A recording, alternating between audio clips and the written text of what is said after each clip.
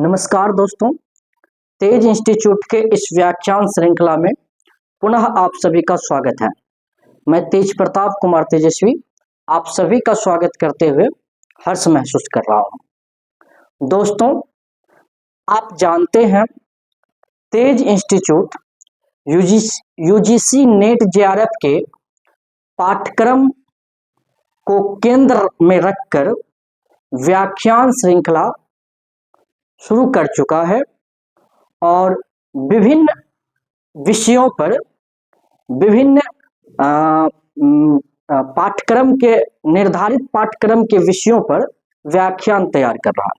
इसी सिलसिले में आपने देखा होगा कि एक साहित्यिक की डायरी पे 4 व्याख्यान, राम की शक्ति पूजा पे 20 व्याख्यान, लंबी व्याख्यान मतलब 20 लंबा व्याख्यान और 25-30 लगभग शॉर्ट व्याख्यान तैयार किया है।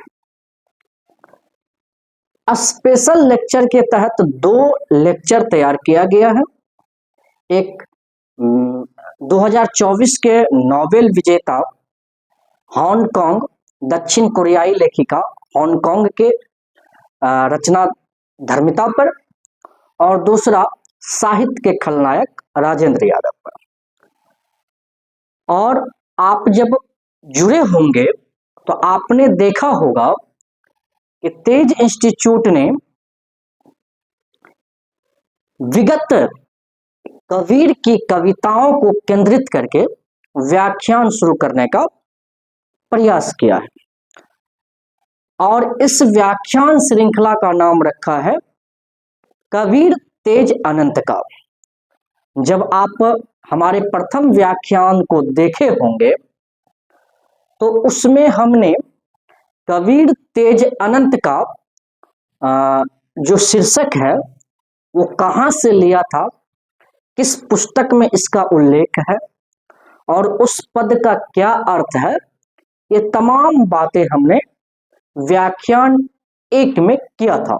लेक्चर 1 के तहत कबीर तेज अनंत का लेक्चर 1 मैं थोड़ा सा आपको पीछे ले जाकर के बता देता हूं कि हमारा जो यह व्याख्यान श्रृंखला का नामकरण किया गया है कबीर तेज अनंत का, यह हजारी प्रसाद द्विवेदी की प्रसिद्ध पुस्तक कबीर के पृष्ठ संख्या 164 पर एक पद है, कबीर तेज अनंत का मानो उगी सूरज सैनी। कबीर तेज अनंत का मानो उगी सूरज सैनी, पति संग जागी सुंदरी कोतिक दीठा तैनी। पति संग जागी सुंदरी कोतिक दीठा तैनी। पार ब्रह्म के तेज का यह कैसा उन्मान पार ब्रह्म के तेज का कैसा है उन्मान, कहीं बेकू शोभा नहीं देखिया ही प्रमाण। कहीं बेकू शोभा नहीं देखिया ही प्रमाण, अगम अगोचर गमी नहीं तहां जगमगे ज्योति। जहां कबीर बंदगी तहां पाप्य पुण्य नहीं छोती। हदी छारी बेहद गया हुआ निरंतर बास, कवल जू फुलिया फूल बिन को निर्जय निज दास।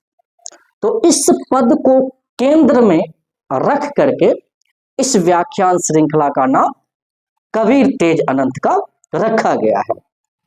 बहरहाल मैं इस पद की व्याख्या नहीं करूंगा। इस व्याख्या को अगर आप समझना चाहते हैं तो आप कबीर तेज अनंत का के नाम से जो कबीर पर व्याख्यान श्रृंखला शुरू की गई है उनके प्रथम व्याख्यान को देख सकते हैं। आज हम इस व्याख्यान श्रृंखला में कुछ बातें करेंगे कि कबीर का तेज किसके लिए है। आप जानते हैं भक्ति काल के बड़े कवि कबीर हैं। कबीर का जो यह तेज है वह अनंत आम जनों का तेज है। कबीर मध्यकाल में मानव के रूप में उदित हुआ था और आप इस तरह से कह सकते हैं, मानव के रूप में उदित हुआ वह सूर्य है कबीर, जो प्रकाशित तो हुआ परंतु अस्त नहीं हुआ। यह बात जब मैं कह रहा हूं तो इसके पीछे भी तर्क है कि आज हम लोग 21वीं सदी में हैं और कबीर 14वीं या 15वीं सदी में है।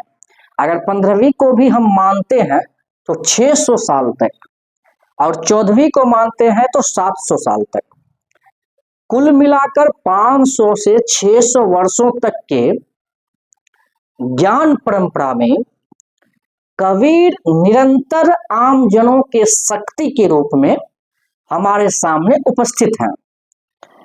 अकादमिक जगत से लेकर के लौकिक जगत तक में कबीर की उपस्थिति अपनी वाणी, अपनी सातत्य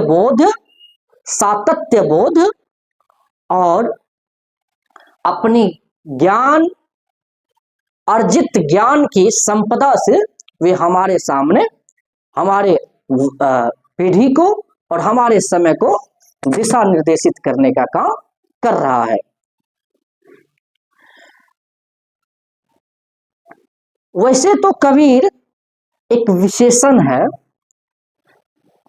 जिसका अर्थ होता है महान और श्रेष्ठ। भक्ति काल में कबीर महानता और श्रेष्ठता के उच्चतम शिखर पर है और कबीर को यह शिखर जो है यूं ही प्राप्त नहीं हुआ था, क्योंकि आप सभी जानते हैं कबीर जाति के दर्जी थे, क्षमा कीजिए, जाति के जुलाहा थे। तो एक निम्न वर्ग से ऊपर उठने वाले व्यक्ति को शिखर की जो उपलब्धि है वह यूं ही नहीं मिल जाती है, उसके लिए उन्हें कठिन परिश्रम करना पड़ता है। कबीर का समय सल्तनत कालीन समय था, ठीक है, मुगल सल्तनत का काल। सत्ता बार बार एक दूसरे के हाथों से हस्तांतरित हो रही थी।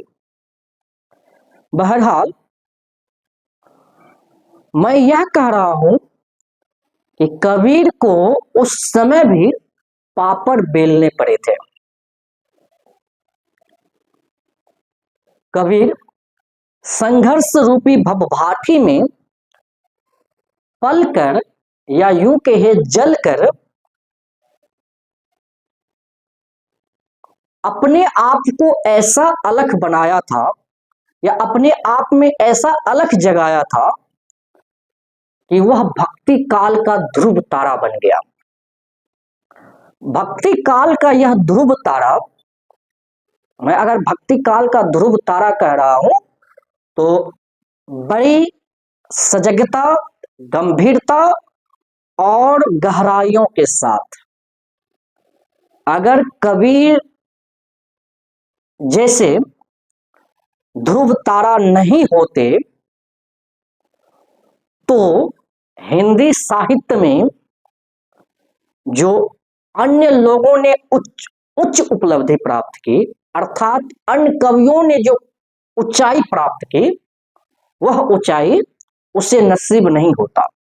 जिस प्रकार से एक नाविक को या दिशा विहीन व्यक्ति को ध्रुव तारा दिशा का ज्ञान कराता है, ठीक उसी प्रकार भक्ति काल में कबीर ने अन्य कवियों को दिशा का ज्ञान कराया है, ज्ञान का ज्ञान कराया है। यह ध्रुव तारा अनंत काल से अनंत मनुष्यों को सत्य का मार्ग दिखाता आ रहा है। यह वही प्रकाश है जिसके तले निम्न से निम्न और उच्च से उच्च पायदान पर खड़े व्यक्ति अपने समय के सिरमौर बनते हैं। कबीर सिरमौर के सृजनकार हैं।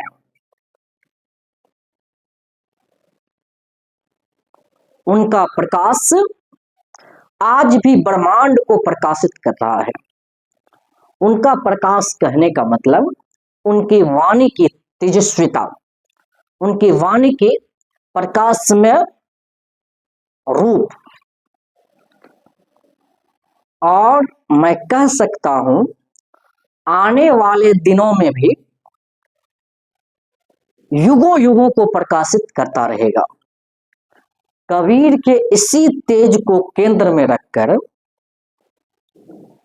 गारसा द तासी ने इस्तवार द ला लिटरेच्यूर एंदुई हिंदुस्तानी, फिर से सुनिएगा, इस्तवार द ला लिटरेच्यूर एंदुई हिंदुस्तानी में कबीर पर लगभग 16 पृष्ठ खर्च किया।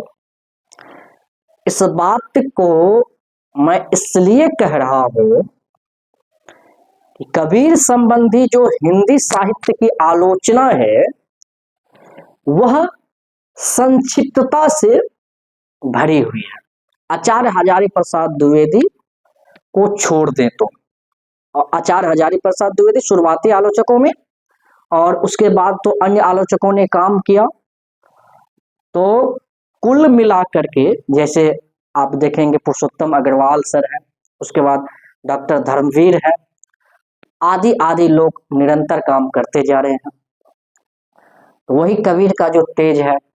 तो मेरा कहने का मतलब यह है कि हिंदी साहित्य के इतिहास में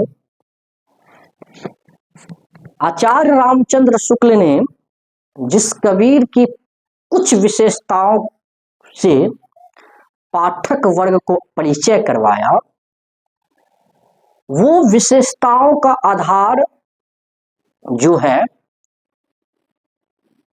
एक तरह से कहिए अपने परंपरा से व्यवस्थित रूप से नहीं जोड़ने का परिणाम है। अगर मैं ये बात कह रहा हूं तो बड़ी गंभीरता के साथ कह रहा हूं। ऐसा नहीं है कि इस्तवार द ला लिटरेच्यूर में, इस्तवार द ला लिटरेच्यूर एंदुई और हिंदुस्तानी में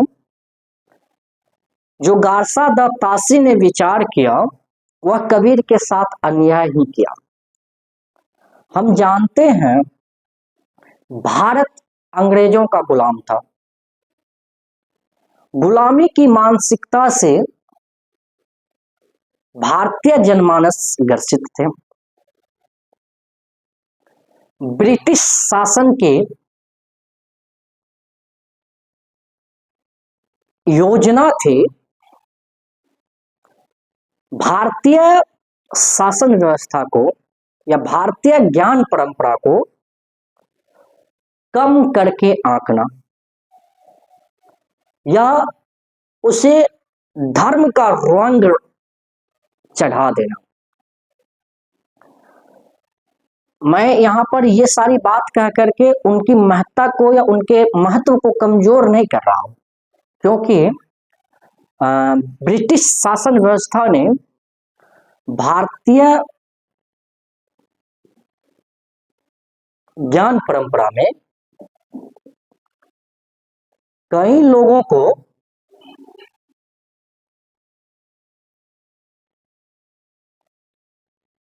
समृद्ध किया है। तो हमारे जो भी ब्रिटिश साहित्यवेता थे उन लोगों ने अपने धर्म को केंद्र में रख करके भारतीय साहित्य को भी देखने का प्रयास किया। यही वजह है कि कबीर के साथ 16 पृष्ठ लिखने के बावजूद उस पर धर्म का रंग चढ़ा दिया गया और उसके साथ ही उसे समाज सुधारक का रूप समाज सुधारक के रूप में प्रस्तुत किया गया। मेरी इस पर टिप्पणी है, जब धर्म को केंद्र में रखकर कोई व्यक्ति शोध कार्य में संलग्न होता है तब वे अपना निष्कर्ष भी उसी धर्म के अनुरूप देता है। हिंदी साहित्य का इतिहास लेखन प्रारंभ से लेकर अब तक कहीं ना कहीं इसी निष्कर्ष का शिकार रहा है। आचार्य रामचंद्र शुक्ल की जो आलोचना दृष्टि है, आचार्य रामचंद्र शुक्ल का जो हिंदी साहित्य का इतिहास लेखन है, वह भी इसका शिकार रहा है। और उससे पूर्व के डॉक्टर हिंदी ये आप क्या कहते हैं, the modern vernacular literature of Hindustan, doctor George Grierson के, वह भी, और उस परंपरा में जितनी साहित्य विकसित हुआ वह भी। हम सभी जानते हैं, मैं थोड़ा सा गारसा द तासी के इतिहास को इसलिए व्याख्यायित कर रहा हूं कि कबीर को पढ़ने की जो एकेडमिक परंपरा है, वह एकेडमिक परंपरा मूलतः आचार्य रामचंद्र शुक्ल के इतिहास और या तो किसी द्वारा संपादित पुस्तक और उसके बाद आचार्य हजारी प्रसाद द्विवेदी से शुरू होती है। जैसे मैं अपना अनुभव बताऊं तो मुझे याद है दिनेश प्रसाद सिंह के द्वारा जो संपादित पुस्तक थी, एक मिनट, तो दिनेश प्रसाद सिंह के द्वारा जो संपादित पुस्तक थे मध्यकालीन हिंदी काव्य, वहां से कबीर से हमारा एकेडमिक शुरुआत होती है। वैसे तो कबीर से मेरा नाता बचपन से जुड़ा हुआ है। नानी गांव का जो माहौल था वो पूरी तरह से कबीर में था, परंतु कबीर की तार्किकता वाली दृष्टिकोण नहीं। वे लोग कबीर की तस्वीर रख करके पूजा करते थे। मेरे नाना, मेरे मामा आदि लोग अभी भी करते हैं, ऐसी बात नहीं है कि अब छोड़ चुके हैं। हाँ, परंतु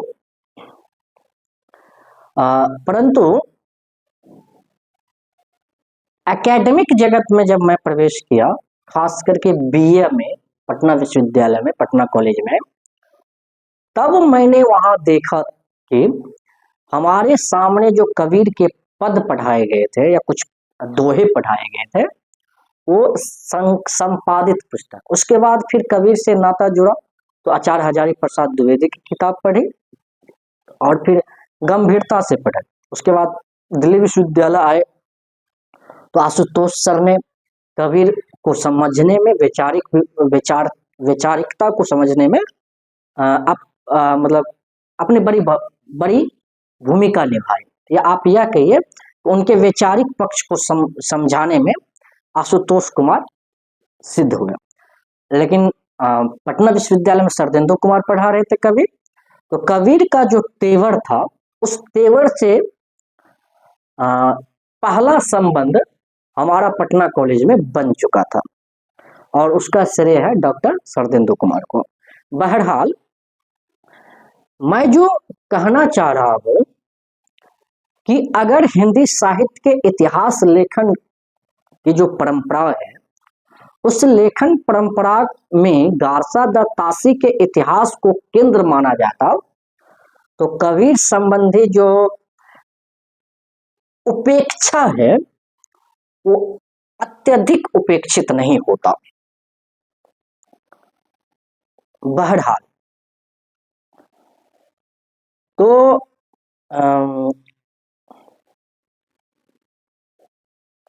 हम अपनी व्याख्यान को कुछ और बातें कह करके समाप्त करेंगे। हम सभी जानते हैं हिंदी साहित्य इतिहास लेखन का प्रारंभ गारसा द तासी से शुरू होता है। तासी फ्रांस के विद्वान थे। उनका जन्म 20 जून 1974 को मसाई नगर फ्रांस में हुआ था। तासी जिज्ञासु प्रवृत्ति के व्यक्ति थे। 23 वर्ष की अवस्था में वे पेरिस में आकर के बस गए थे।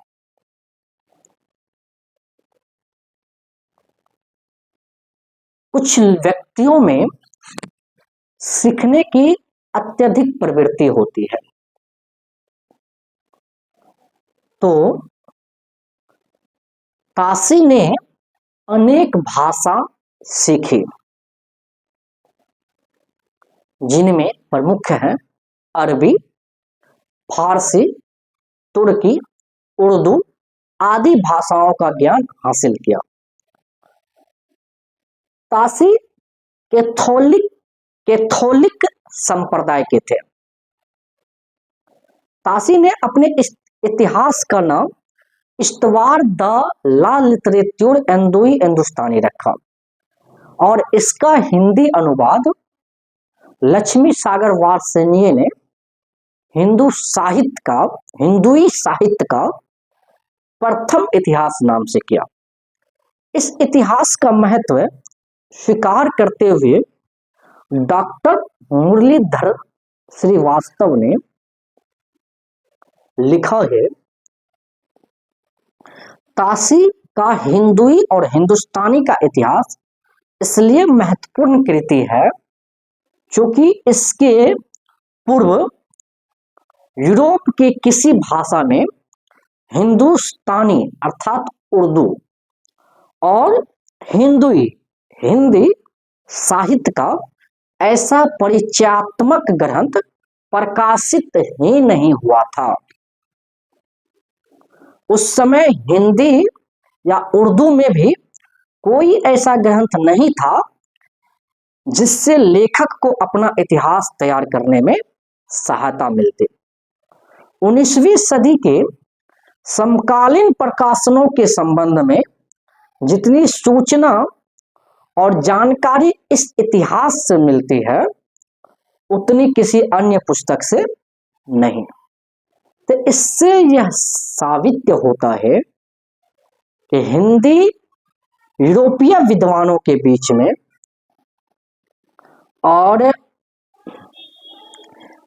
उस समय के समकालीन 19वीं शताब्दी के समकालीन समय में हिंदुस्तानी उर्दू और हिंदी के साहित्य का परिचयात्मक रूप देने का काम गारसा द तासी ने किया था। तो गारसा द तासी हमारे लिए इसलिए भी महत्वपूर्ण हो जाते हैं कि वह आधार है। मैं कभी कभी सोचता हूं कि मंजिल की भव्यता जितनी भी सुंदर हो या मंजिल की भव्यता जितनी भी ऊंची हो और अट्टालिकाओं से युक्त हो, परंतु आधार नहीं रहेगा तो उस मंजिल के, उस महल के क्या हस्र होगा, उस महल का क्या हस्र होगा। तो मैं पाता हूं कि हिंदी साहित्य इतिहास लेखन की परंपरा में गारसा द तासी का इतिहास वह आधार बिंदु है जिसको अगर खींच लेंगे तो सारा इतिहास धराशायी हो जाएगा। यह सत्य है कि प्रारंभिक प्रयास हमेशा चुनौती से युक्त होता है। व्यवस्थित रूप देने में उतनी सामग्री की आवश्यकता नहीं होती है, नहीं उपलब्ध हो पाती है जितनी सामग्री चाहिए। और यह कमी आचार्य रामचंद्र शुक्ल ने भी अपने हिंदी साहित्य के इतिहास को मूर्त रूप देते हुए महसूस किया था। तो इस प्रकार से गारसा द तासी के इतिहास का ऐतिहासिक महत्व है। उनमें जो कबीर, सूरदास, तुलसीदास आदि पर जो टिप्पणी है वह हमारे लिए और साहित्य इतिहास लेखन के लिए मार्गदर्शन का कार्य करता है। अगर हम उसे नजरअंदाज करेंगे और कवि वृत्त संग्रह कह के छोड़ देंगे तो हम भले भव्य मंजिल पर हम भले भव्य महल बना ले परंतु आधार विहीन रहेगा और किसी का भी अस्तित्व जो है आधार के बिना कुछ भी नहीं होता है। इसलिए गारसा द तासी के इतिहास को और कबीर के संदर्भ में उनके इतिहास के आधार पर हम संक्षिप्त बातचीत करेंगे आपसे और उसके बाद हम फिर कबीर के पाठ्यक्रम कबीर पर जो पाठ्यक्रम पद निर्धारित हैं आपके 160 से 209 पद, लगभग 69 और 70 पद, उन पदों की व्याख्या करते जाएंगे और उसके साथ साथ आलोचकों की आलोचना और उसमें अपनी नवीन दृष्टि। तो इन तमाम बिंदुओं से और आपका सवाल हो सकता है कि आखिर गारसा द तासी को ही क्यों, तो इसलिए कि आधार को हम नहीं भूल सकते। आधार विहीन जो है जीवन, साहित्य, लेखन आदि आप यह कह सकते हैं मृत समान है, पशु समान है, उसका कोई महत्व नहीं है।